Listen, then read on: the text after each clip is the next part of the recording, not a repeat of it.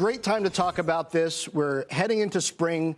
We're thinking about the fall. All sort of plans are being made. You took over as CEO of Pearson in October 2020, and it's a company that, we tended to think about in terms of textbooks and in-person tests. How are you looking to transform for what you see as the future of education? Hi, John, and thanks for the opportunity to join you this morning. I think the great opportunity for Pearson has really been accelerated by the pandemic, and it's that change that actually Bob Chapek was just referring to in terms of changing consumer behavior that has been accelerated during the pandemic.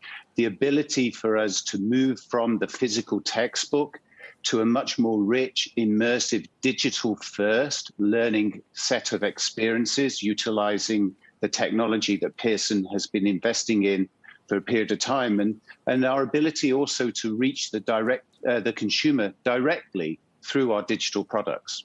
So what's hard about that, though, is, as a parent, I've got a 10-year-old and a 12-year-old at home. The schools haven't been used to really embracing technology. It's been more of a bolt-on, something, if it's in the budget, sometimes the PTA pays for it, kind of depending on where in the country you are, what country you're in, I suppose. How are you able to strategize, therefore, on how to roll this out to schools in a way that allows you the platform consistency to actually provide a good experience? Actually, we've had great experience in that very field during the pandemic. For the last couple of decades, we have a very successful virtual learning business, Connections Academy, which during the pandemic over the last year saw a 40% increase in enrollments. And that is an experience that is very different to some of the more immediate responses that were taken as the pandemic rolled out, as you had, as you say, schools having to adapt to the new reality.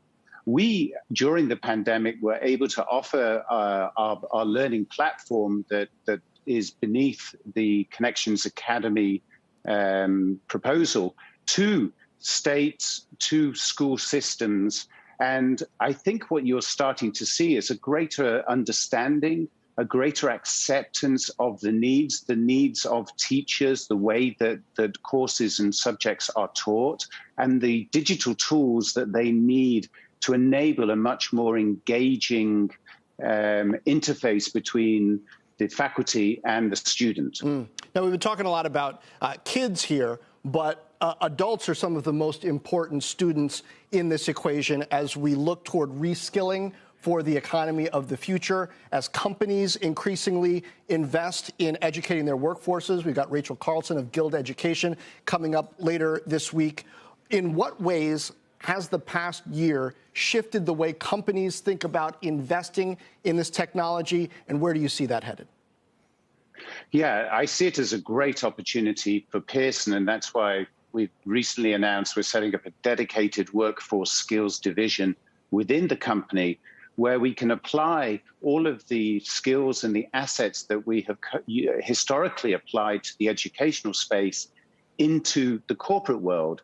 In many ways, corporations are becoming the universities of the future, and the ability for them and the need for them to not only reskill and upskill their existing employee base, but during the onboarding process to provide their employees skills such as in English language learning for those multinational companies is becoming increasingly important. And we believe we have a very significant role to play in that sort of learning for life concept.